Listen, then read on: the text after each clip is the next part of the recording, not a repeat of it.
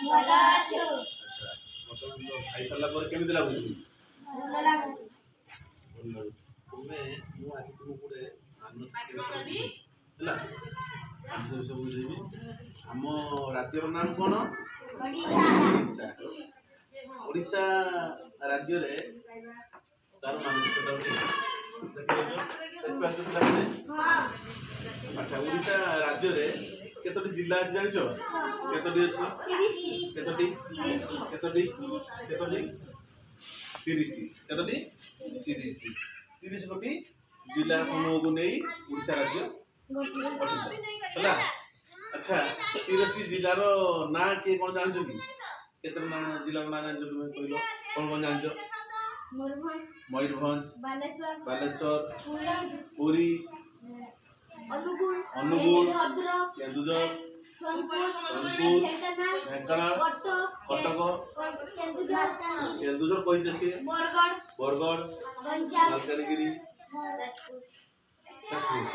କୋରାପୁଟ, ଆଉ ବୌଦ୍ଧ, ସୋନପୁର, ରାୟଗଡ଼ା ହେଲା, ଜଗତସିଂହପୁର, ଗଜପତି, ନୂଆପଡ଼ା ହେଲା, ସୁନ୍ଦରଗଡ଼ ବୁଝିପାରିଲ, ଯାଜପୁର, କେନ୍ଦ୍ରାପଡ଼ା ହେଲା। ଆଚ୍ଛା ଝାରସୁଗୁଡ଼ା, ସମ୍ବଲପୁର ହେଲା, ଦେବଗଡ଼, ନୂଆପଡ଼ା ହେଲା। ଏମିତି 30ଟି ଜିଲ୍ଲାକୁ ନେଇ ଆମର ଓଡ଼ିଶା ଗଠିତ ହେଲା। ଏଇପଟ ଏରିଆ ହଉଛି କ'ଣ? ଉତ୍ତର ଓଡ଼ିଶା। ଉତ୍ତର ଓଡ଼ିଶା କାହା କାହାକୁ ନେଇକି? ମୟୂରଭଞ୍ଜ ଆମର ସେଟା ହଉଛି ଉତ୍ତର ପଟ ମ୍ୟାପର ଉତ୍ତର ଦିଗରେ ଅବସ୍ଥିତ। ଦକ୍ଷିଣ ଓଡ଼ିଶା କୋଉ ଗୁଡ଼ାକ?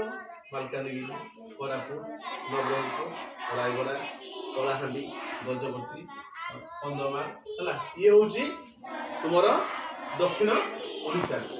ପୂର୍ବ ଓଡ଼ିଶା କିଏ? ବାଲେଶ୍ୱର, ଭଦ୍ରକ, କେନ୍ଦ୍ରାପଡ଼ା, ଜଗତସିଂହପୁର, ପୁରୀ ଏମାନେ ହେଉଛନ୍ତି କ'ଣ? ପୂର୍ବ ଓଡ଼ିଶା ହେଲା। ପଶ୍ଚିମ ଓଡ଼ିଶା ବରଗଡ଼, ଝାରସୁଗୁଡ଼ା, ସୁନ୍ଦରଗଡ଼, ସମ୍ବଲପୁର, ସୋନପୁର, ବଲାଙ୍ଗୀର, ନୂଆପଡ଼ା ଏମାନେ ହେଉଛନ୍ତି ପଶ୍ଚିମ ଓଡ଼ିଶା।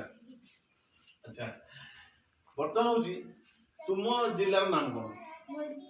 ମୟୂରଭଞ୍ଜ। କ'ଣ କ'ଣ? ତୁମ ଜିଲ୍ଲାର ନାମ ମୟୂରଭଞ୍ଜ। ମୟୂରଭଞ୍ଜର ପଡ଼ୋଶୀ ଜିଲ୍ଲା ନାଁ କହିପାରିବ? କ'ଣ ହେଲା? ଏମାନେ ହେଉଛନ୍ତି କାହାର? ନା ମୟୂରଭଞ୍ଜର ପଡ଼ୋଶୀ ଜିଲ୍ଲା। ଆଚ୍ଛା ଓଡ଼ିଶା ଯୋଉ ମାନଚିତ୍ର ଅଛି 30ଟି ଜିଲ୍ଲାକୁ ନେଇ ଆମ ଓଡ଼ିଶା ଗଠିତ। ଓଡ଼ିଶାର ଗୋଟେ ରାଜଧାନୀ ଅଛି। ରାଜଧାନୀର ନାମ କ'ଣ? ଓଡ଼ିଶା ରାଜଧାନୀ ନାମ?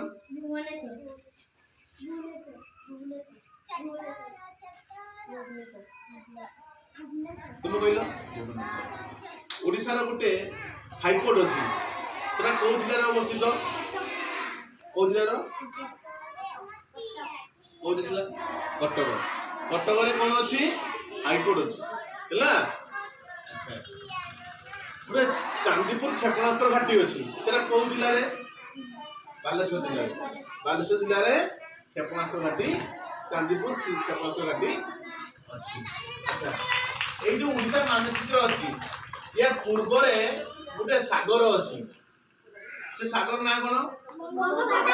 କୋଉ ସାଗର? ବଙ୍ଗୋପସାଗର। ଓଡ଼ିଶାର ଉତ୍ତର ଦିଗରେ ଗୋଟେ ରାଜ୍ୟ ଅନ୍ୟ ଏକ ରାଜ୍ୟ ଅଛି। ତାର ନାମ କିଏ ଜାଣିଛ? କ'ଣ?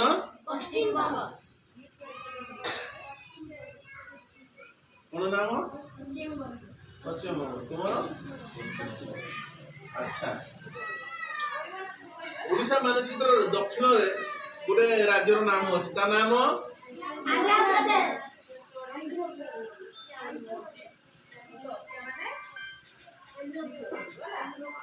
ଆନ୍ଧ୍ରପ୍ରଦେଶ ହେଲା। ଆଚ୍ଛା କହିଲ ତାର ପଶ୍ଚିମରେ ଗୋଟେ ଅଛି ରାଜ୍ୟ। ତାର ନାମ କ'ଣ? ଓଡ଼ିଶା ପଶ୍ଚିମ ସେ ବିହାର ଥିଲା ଆଗରୁ। ଏବେ ସେଠି ଝାଡ଼ଖଣ୍ଡ ଅଛି। କ'ଣ? ଝାଡ଼ଖଣ୍ଡ ହେଲା। ସେଟା ବିହାରରୁ ଭାଙ୍ଗିକି ଝାଡ଼ଖଣ୍ଡ ହେଇଛି ହେଲା।